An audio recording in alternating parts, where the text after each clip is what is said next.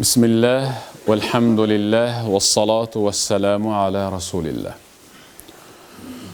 Hurmatlı cemaat, Resulullah sallallahu aleyhi ve sellem rak'atel fecri hayrun mined dünya ve ma fiha. Sadaka Resulullah. Peygamberimiz sallallahu aleyhi ve sellem şunday dedi. Rak'atel fecri. Bağımdattın 2 reket sünneti var. Uşul bağımdat namazının 2 reket sünneti hayrun mined dünya ve ma fiha. Dünyadagi bardık baylık kençlerden artıqıрақ turat insan üçün. Qaragıla. Qanşalagan insanlar hazır qoңuruq tartıp Peygamber aytkan sүйүнүштүү xabardan құр қалышты. Az gana bölügü ушинтип мына сиздерге окшоп Peygamber aytkan sүйүнүштүү xabarга жетти. Бул сүннөттүн фазилети. Сүннөттүн фазилети. Сиздер бу алабукада алтын кен чыгып атат дейсиздер. Бирок бирөөнүн да үйүндө 1 килограмм алтын жок. 1 килограмм эмес, 1-2 грамм да алтын жок өзү, чынын айтканда. Аялын эле шакеги болуп, билерги сөйкөсү болбосо, алдагы жалатылган жарым жартылай алтын. Бирок кенчтен казылып алынган чыл кызыл алтын жок эч кимиңерде. Туурабы? Жок. Эгерде кимдир бирөөнүн үйүндө 1 килограмм алтын болуп калса, андан бая инсан жок. Бул 1 килограмм алтын жөнүндө сүйлөп атам. Дүйнөдө не деген кен бар? Не деген кен бар? Мисалы, алтын, күмүш, бермет, акык, жана башка. Биз мында кендерди көрө элекпиз да. Мына бул хажга умрага баргандар жакшы билет. Кааба мечитидагы, Пайгамбарыбыздын мечитиндагы ичи сырты алды апапак болгон мрамор менен төшөлгөн. Бул мрамор өзүнчө бир кен. Кааба мечити Харамайн ушул Италиядагы бир мрамор тоону менчигине сатып алып койгон. Андан башкалар эч кимсе колдоно албайт. Ушул сыяктуу буга окшогон кендер эми жер астында чалкып жатат да. Алы жеткен моментте сиздердегидей кенди ушинтип Кытай алабы, башкасы алабы казып чыгарып атат алын жалсын. Бул сиздердеги алтын жөнүндө сөз болуп атат, эми дүйнө жүзүндөгү алтын, күмүш, бермет, акы, гаухар, забаржат жана бардык нерседен бул бир. Суу, таш, жер.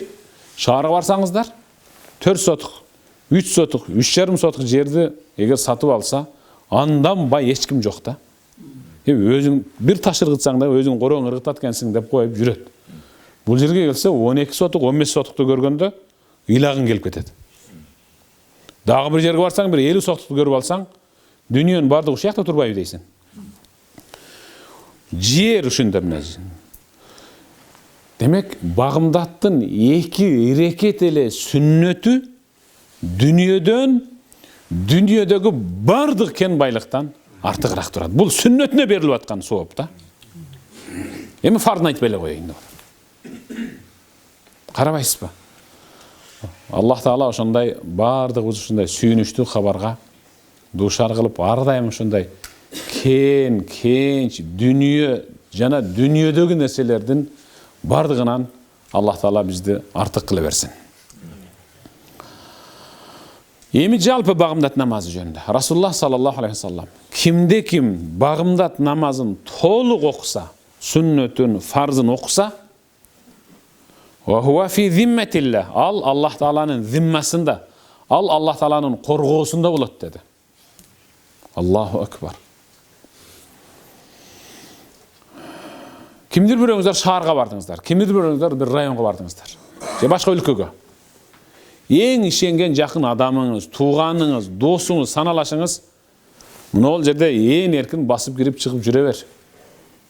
Бирөө жарым бир нерсе дей турган болсо, муну көрсөтүп кой, же менин атымды айтып кой, ал акырын жылып кетет.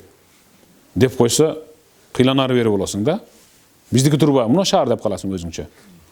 оңынан төскерісінен басып. Турабы? Ал эми Аллах Таала айтып жатат: ким багымдат намазын жамаат менен, сүннөт фарзын ихлас менен окуй турган болсо, ва хува фи зимматилла, ал Аллах Тааланын зиммасында, ал Аллах Тааланын коргоосунда болот. Аллах аны бардык кырсыктан, апат, баледен өзү сактап коет. Кимдир бирөө айтышы мүмкүн: багымдат намазын жамаат менен окуп келгенден кийин ал өлүп калбадыбы? Ал ооруп калды да дейт.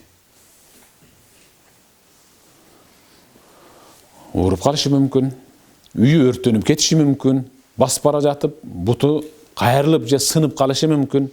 Бирок Аллах Таала аны менен сен багымдат намазын чала окудуң, ошон үчүн ушундай айыпты, ошон үчүн мындай нерсени берип атам деген жок. Сизге келе турган андан да чоң бале кырсыкты кичинекей кырсык менен ошентип кайтарып коюп атат. Ошон үчүн Аллах Тааланын зиммасында, коргоосунда болуп атат. Bir günü 7 жашар бала мектепке биринчи сабактан кечигип келди. Мугалими: эмне кечигип келдиң?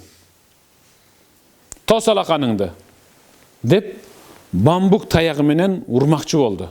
Анткени ага окшоп кечигип келгендердин 2-3өсү турат эле, али партага отура элек. Жанагы бала: мен ура албайсыз деди. Класстагылардын баары коркуп турса, бул коркпостон мугалимге: мени ура албайсыз деди. Сен эмне деп атасың, балакай? Бул эмне дегениң? Мугалимге да ушинтип кайыш айтабы? Жок, мени ура албайсыз деди. Эмнеге ура албайт экенмин? Анткени мен Расулуллах саллаллаху алейхи ва салламдын хадисине таянып сүйлөп атам. Мен жөн кечиккеним жок.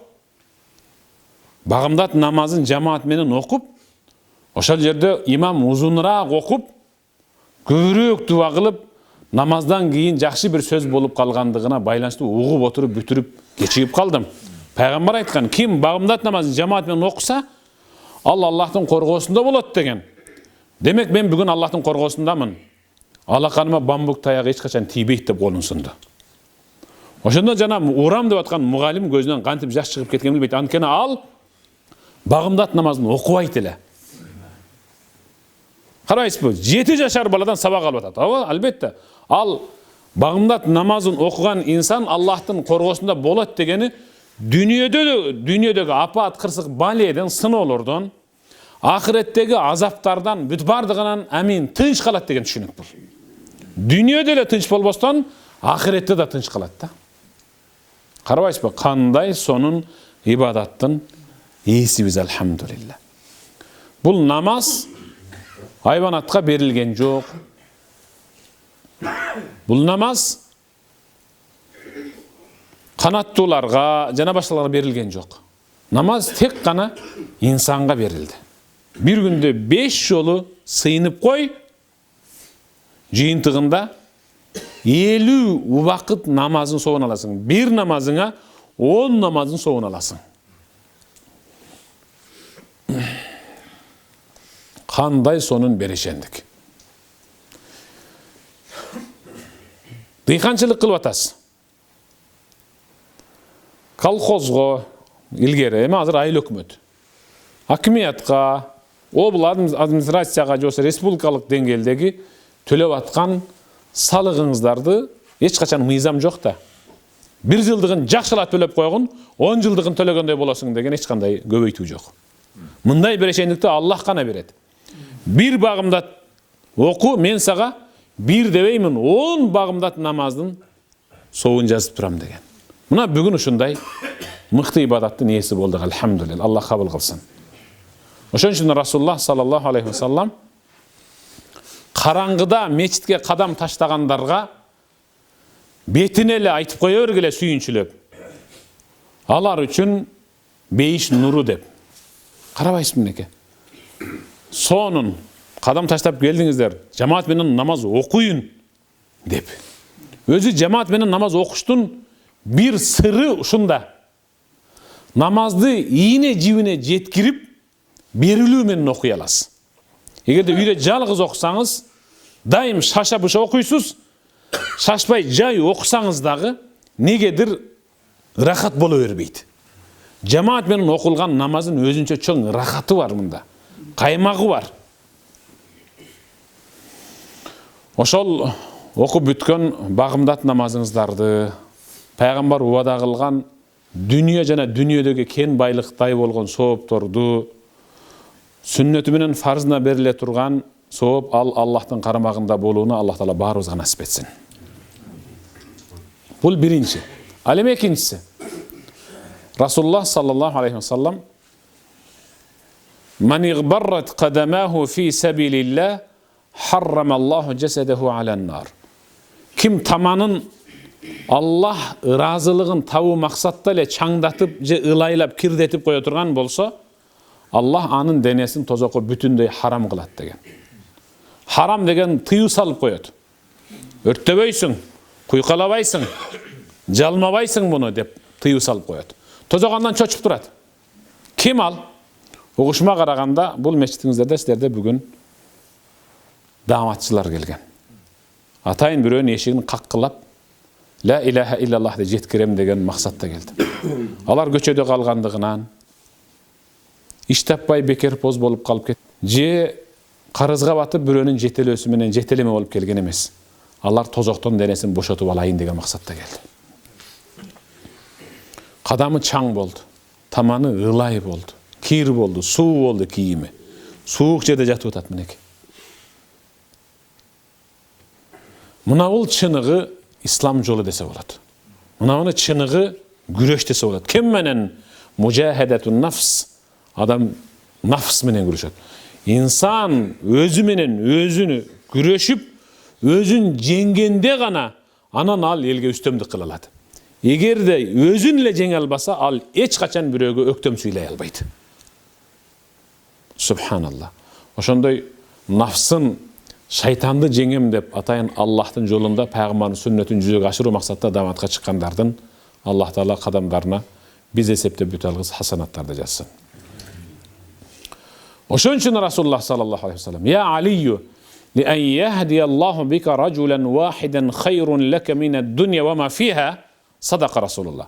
Пайгамбар айтты. Бул хадисти пайгамбар Алиге айтып атканда, пайгамбарыбыз колун Алинин бирде көкүрөгүнө, бирде жонуна таптап: «Я Алию, эй Али, угуп тур. Аллах сени bir адамдын хидаят болушуна себепчи кылып койсо деп атат. Тагыраагы сен bir адамдын хидаятка түшүнө себепчи болсоң, ушул себепчи болушуңдун өзү дүниеден жана дүниедегі нерселерди ага белекке бергенден артыгыраак турат деп атат.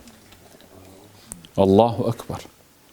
Аллаху акбар. Бирөөгө бир чөнтөгүбүздөн 200 сом кайрымдуулук кылып кое турган болсок, караңгы кылып 2 жыл мактанабыз го. О, көрдүңбү тигини? Ошол 200 сом алганда менден. Дей берип 200 сомду жыртып бересиң го. Сенин айланып өтүп калат, алигим да айтпаса экен деп. Бирөөнүн намаз окушуна, 5 убакыт намазга арак ташташына, тамеки ташташына себепчи, кыбылак аяк экенин билишине себепчи болуп калышың деп атат. Дүниөнү жана дүниедегі нерселердин бүт бардыгын ошого белекке бергенден артыгыраак. Кандай сонун кызматтын ээси болуп келишти бүгүн. Ал өзүн текебердигин сындырат. Бирөөнүн эшигин тыкылдатуу менен тилемчилик кылган жери жок. Сизди тозоктон сактап калууга көмөкчү.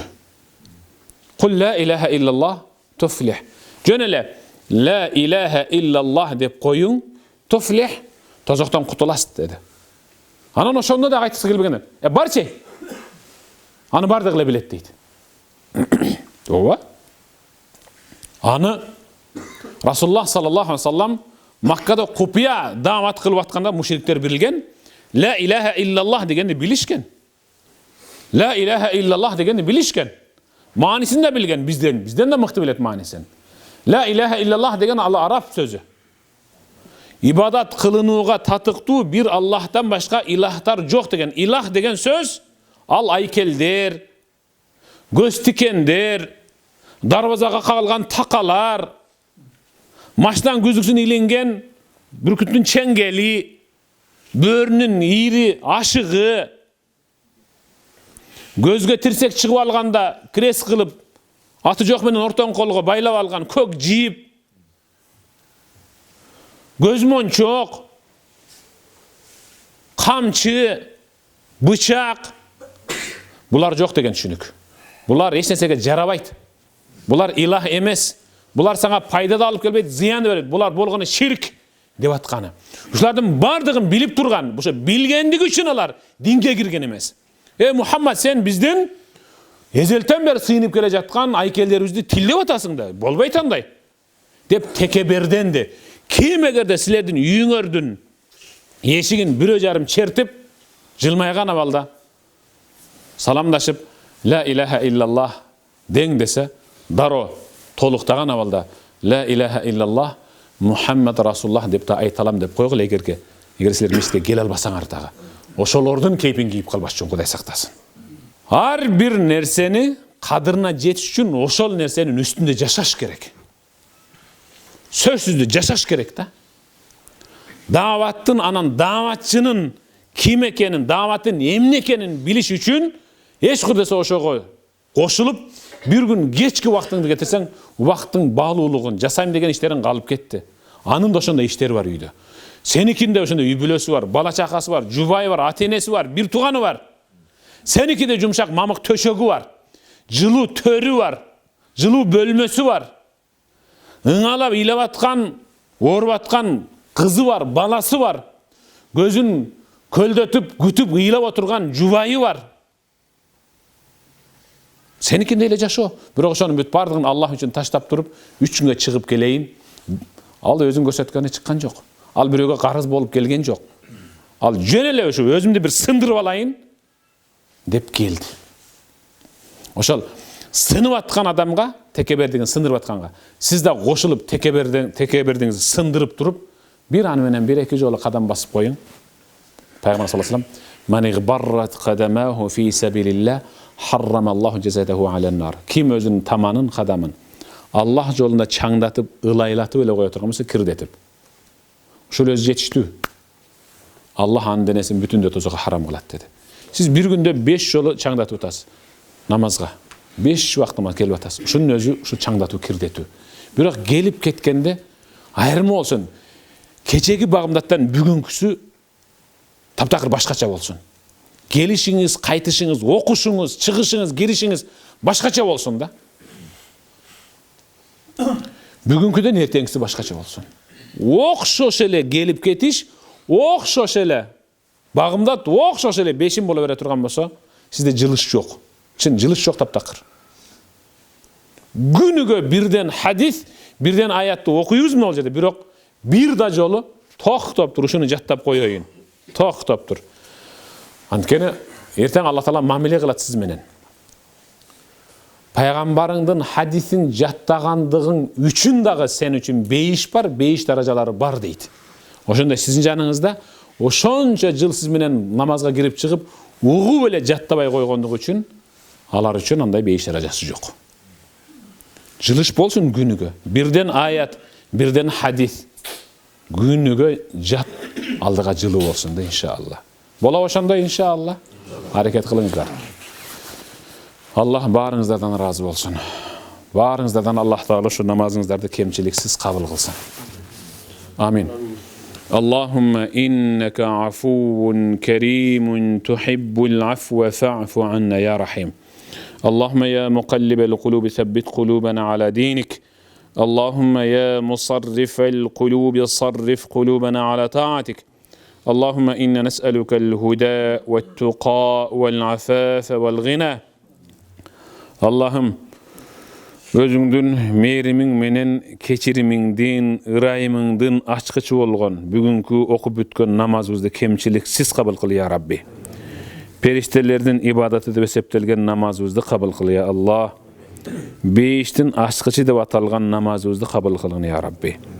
Bardygymyzdy gaýry dinlerden, hayvanatlardan, kafirlerden ayırmalap turgan uşun namazımızды kabul kılın ya Rabbi. Bardığımızın yüreğimizdi, kolamtığımızdı, üy içimizdi uşul 5 wagt namaz menen, namazda okulup atkan Kur'an tilavatlar menen yüregibizge toltura taşıp atkan iman menen Allah'ım nurdan kın ya Rabbi. Cemaatımızga küç kuvat bergin, birimdibizdi bekem kılgın ya Rabbi. Yüregibizge hadis, Kur'an, yakın ilimlerini tolturgun ya Rabbi. Ardaym özüңdün diningde yaşap, dinine kızmat kılımızga nasip etken ya Rabbi. Urpağızdan alim, alimalarda hafiz, hafizalar çıkargın. Yüzde gütüp oturgan jubaylarыбызды, uul kızlarыбызdağı özüňe sıyınıp, sen buyurgandy atkarıp, sen tıygandan tıyıla turgan en mıhtı übüleden kılgın. ربنا وتقبل منا إنك أنت السميع العليم وتب علينا يا مولانا إنك أنت التواب الرحيم برحمتك يا أرحم الراحمين. الله أكبر. السلام عليكم